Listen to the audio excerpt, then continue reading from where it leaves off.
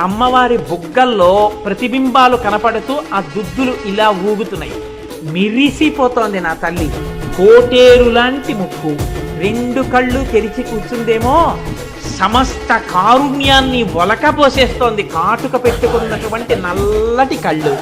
ఓ బిడ్డల్లారా వచ్చారా, నా కోసం వచ్చారా నాన్న అని ఎంతో ప్రేమగా నోరు విప్పి మాట్లాడకుండానే ఎంతో ఆప్యాయంగా ఇలా చూస్తోందాం.